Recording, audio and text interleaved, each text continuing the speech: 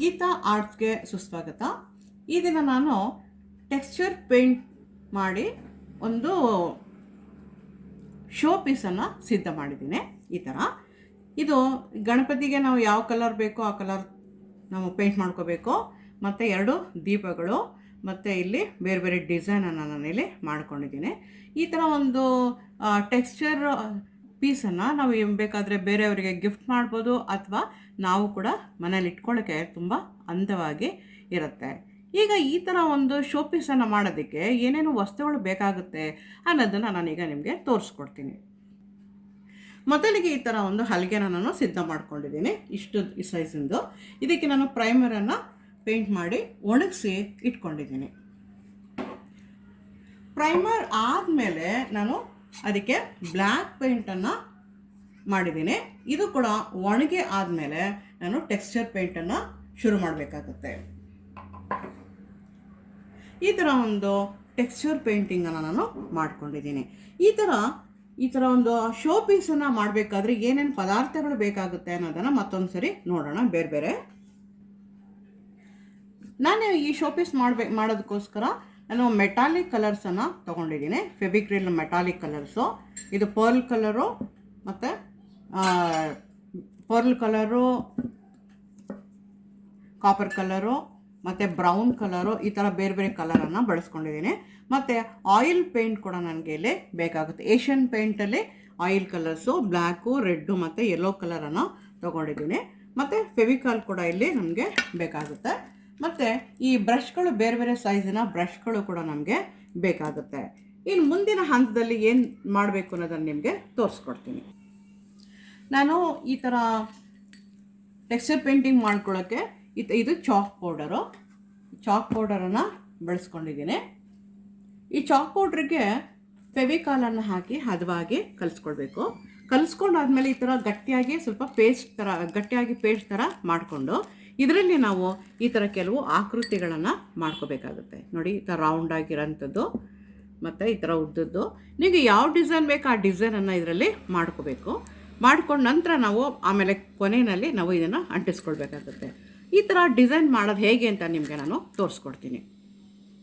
ನೋಡಿ, ಈ ಥರ ನಾನು ಪೇಸ್ಟ್ ಥರ ಕಲಿಸ್ಕೊಂಡು ಕವರಲ್ಲಿ ಹಾಕಿ ರೆಡಿ ಮಾಡಿ ಇಟ್ಕೊಂಡಿದ್ದೀನಿ.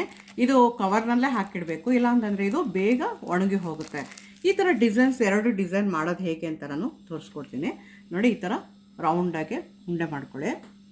ಈ ಥರ ಮಾಡಿಕೊಂಡು ನಾನು ಯಾವ ಥರ ಇಂಪ್ರೆಷನ್ ಬೇಕೋ ಆ ಥರ ನೀವು ಮಾಡ್ಕೋಬೋದು. ನಾನು ಪೆನ್ನಿನ ಒಂದು ಭಾಗವನ್ನು ನಾನು ಇಲ್ಲಿ ಬಳಸ್ಕೊಂಡಿದ್ದೀನಿ. ನೋಡಿ, ಈ ಥರ ಹಸಿಯಾಗಿರುವಾಗಲೇ ಈ ಥರ ಮಾಡಿಕೊಂಡು ಮತ್ತು ಇದ್ರ ಮೇಲೆ ಇನ್ನೊಂದು ಡಿಸೈನ್ ಬರೋ ಹಾಗೆ ಈ ಥರ ಮಾಡ್ಕೋಬೇಕು. ಈ ಥರ ನೋಡಿ, ಇಲ್ಲಿ ಇನ್ನೊಂದು ಡಿಸೈನ್ ಮಾಡ್ಕೊಂಡಿದ್ದೀನಿ. ಇದಕ್ಕೆ ನಾನು ಇದೊಂದು ಶಾರ್ಪ್ ಆಗಿರೋಂಥ ಒಂದು ಇದನ್ನು ಬಳಸ್ಕೊಳ್ತಾ ಇದ್ದೀನಿ. ಈಗ ನೋಡಿ, ಇದು ಎಲೆ ಥರ ಬರೋ ಹಾಗೆ ನಾನು ಡಿಸೈನನ್ನು ಮಾಡ್ಕೊಳ್ತಾ ಇದ್ದೀನಿ.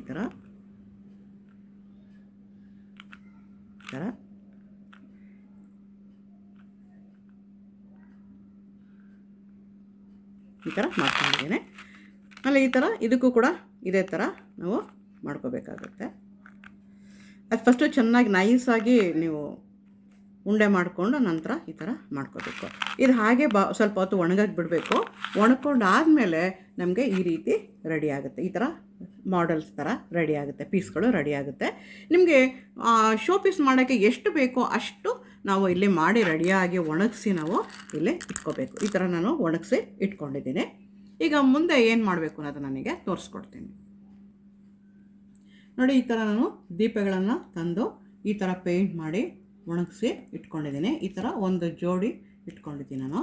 ಈಗ ನಾನಿಲ್ಲಿ ಒಂದು ಕೃಷ್ಣನ ಅವತಾರ ಇರುವಂತಹ ಒಂದು ಕೃಷ್ಣನ ಗೊಂಬೆಯನ್ನು ನಾನೀಗ ತೊಗೊಂಡಿದ್ದೀನಿ. ಇದಕ್ಕೆ ನಾನು ಒಂದು ಕಾಪರ್ ಪೇಂಟನ್ನು ನಾನು ಮಾಡ್ತಾಯಿದ್ದೀನಿ. ಕಾಪರ್ ಪೇಂಟಲ್ಲಿ ನೋಡಿ, ಈ ಥರ ನೀವು ನೋಡಿ, ಕಾಪರ್ ಪೇಂಟು ತುಂಬ ಶೈನಿಂಗ್ ಎಲ್ಲ ಇರುತ್ತೆ. ಸೊ ಇದರಲ್ಲಿ ನೀವು ಪೇಂಟ್ ಮಾಡ್ಕೋಬೇಕು. ಇದು ತುಂಬ ಶೈನಿಂಗ್ ಇರೋದ್ರಿಂದ ನೋಡೋಕ್ಕೂ ಕೂಡ ತುಂಬ ಚೆನ್ನಾಗಿ ಕಾಣಿಸುತ್ತೆ.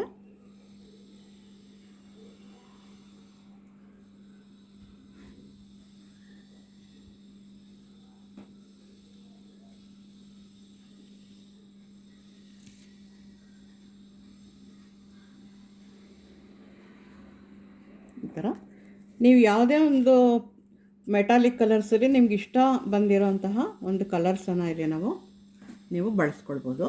ನಾನಿಲ್ಲಿ ಕಾಪರ್ ಕಲರನ್ನು ಬಳಸ್ಕೊಳ್ತಾ ಇದ್ದೀನಿ.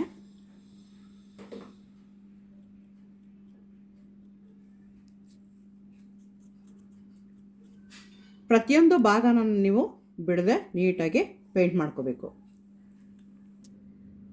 ನೋಡಿ, ಈ ಥರ ನಾನು ಪೇಂಟಿಂಗನ್ನು ಮಾಡ್ಕೊಂಡಿದ್ದೀನಿ. ಪೇಂಟಿಂಗು ಕಂಪ್ಲೀಟ್ ಆಗಿದೆ. ಇದು ಫುಲ್ ಒಣಗೋ ತನಕ ಬಿಡಬೇಕು. ಆನಂತರ ಬೇಕಾದರೆ ನೀವು ಗೋಲ್ಡ್ ಪೇಂಟಲ್ಲಿ ನೀವು ಅಥವಾ ಪರ್ಲ್ ಪೇಂಟಲ್ಲಿ ನೀವು ಯಾವುದಾದ್ರೂ ಶೇಡಿಂಗ್ಸನ್ನು ಮಾಡ್ಕೋಬೋದು, ಅಥವಾ ಎಲ್ಲಿ ಬೇಕೋ ಅಲ್ಲಿ ನಿಮಗೆ ಪೇಂಟನ್ನು ಶೇಡಿಂಗ್ಸ್ ಕೊಟ್ಕೊಂಡು ಮಾಡ್ಕೋಬೋದು. ಸೊ ಇದನ್ನು ಒಣಗೋಕ್ಕೆ ನಾನು ಬಿಡ್ತಾ ಇದ್ದೀನಿ. ಈಗ ನಾವು ಟೆಕ್ಸ್ಚರ್ ಪೇಂಟಿಂಗ್ ಹೇಗೆ ಮಾಡ್ಕೊಳ್ಳೋದನ್ನು ಕೂಡ ನಿಮಗೆ ತೋರಿಸ್ಕೊಡ್ತಾ ಇದ್ದೀನಿ. ನೋಡಿ, ಈ ಥರ ನಾನು ಸ್ವಲ್ಪ ಗಟ್ಟಿಯಾಗಿ ಇದನ್ನು ನಾನು ಕಲಿಸ್ಕೊಂಡಿದ್ದೀನಿ. ಇದಕ್ಕೆ ಚಾಕ್ ಪೌಡರು ಮತ್ತು ಫೆವಿಕಾಲನ್ನು ಹಾಕಿ ನಾನು ಹದವಾಗಿ ಕಲಿಸ್ಕೊಂಡಿದ್ದೀನಿ. ಈ ಥರ ನಾನು ಸ್ಪ್ರೆಡ್ ಮಾಡ್ಕೊಳ್ತಾ ಇದ್ದೀನಿ. ನೋಡಿ, ನೀಟಾಗಿ ಕರೆಕ್ಟಾಗಿ ಬರೋ ಹಾಗೆ ಈ ಥರ ಸ್ಪ್ರೆಡ್ ಮಾಡ್ಕೋಬೇಕು. ಈ ಥರ ಸ್ಪ್ರೆಡ್ ಮಾಡ್ಕೋಬೇಕು. ಇದನ್ನು ಸ್ವಲ್ಪ ನಿಧಾನವಾಗಿ ಮಾಡ್ಕೋಬೇಕಾಗುತ್ತೆ.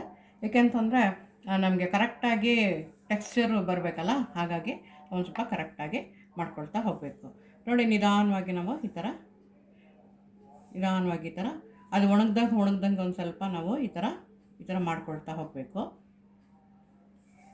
ಕ್ರ್ಯಾಕ್ಗಳು ಬರಬಾರ್ದು, ಆ ಥರ ನಾವು ಮಾಡ್ಕೊಳ್ತಾ ಹೋಗಬೇಕು. ಒಣಗ್ತಾ ಅದು ನಮಗೆ ಬರುತ್ತೆ. ಈ ಥರ ಮಾಡ್ಕೊಳ್ತಾ ಹೋಗಬೇಕು. ಈ ಥರ ಮಾಡ್ಕೊಳ್ತಾ ಹೋಗಬೇಕು.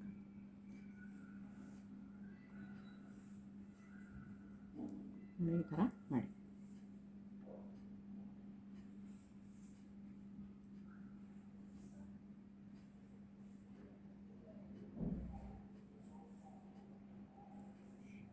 ಈ ಥರ ನಿಧಾನಕ್ಕೆ ಮಾಡ್ಕೊಳ್ತಾ ಹೋದಾಗ ಅದಕ್ಕೆ ಸ್ವಲ್ಪ 2 ನಿಮಿಷ ಒಣಗಕ್ಕೆ ಬಿಡಿ.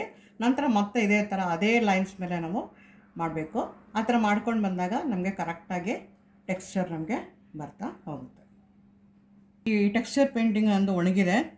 ಇದು ಮಾಡಿಟ್ಕೊಂಡಿದ್ದೀನಿ ಮೊದಲೇ ನಾನು. ಇದಕ್ಕೆ ನಾನು ಪೇಂಟ್ ಮಾಡೋದು ಹೇಗೆ ಅಂತ ನಿಮಗೆ ತೋರಿಸ್ಕೊಡ್ತೀನಿ. ನೀವು ಒಂದು ಕಲರ್ ಫಸ್ಟು ಹಾಕೋಬೇಕು, ನಂತರ ಬೇರೆ ಇನ್ನೊಂದು ಕಲರಲ್ಲೇ ನಾವು ಶೇಡಿಂಗ್ಸನ್ನು ಕೊಟ್ಕೊಳ್ತಾ ಹೋಗ್ಬೋದು.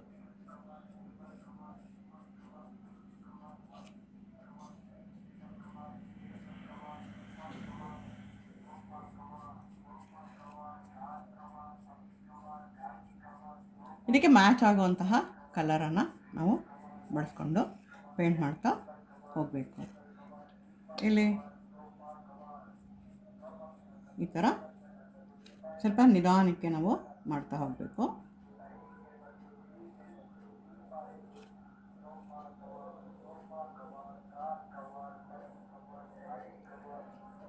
ಈ ಸ್ವಲ್ಪ ಒಣಗಿದ ಮೇಲೆ ನಾವು ಇನ್ನೊಂದು ಕಲರಲ್ಲಿ ನಾವು ಶೇಡಿಂಗ್ ಕೊಟ್ಟಾಗ ನಮ್ಮ ಒಂದು ಟೆಕ್ಸ್ಚರ್ ತುಂಬ ಚೆನ್ನಾಗಿ ನಮಗೆ ಕಾಣಿಸುತ್ತೆ.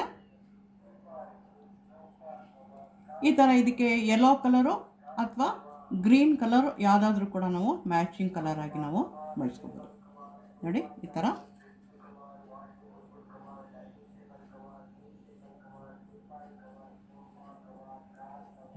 ಮಾಡ್ಕೋಬೇಕು.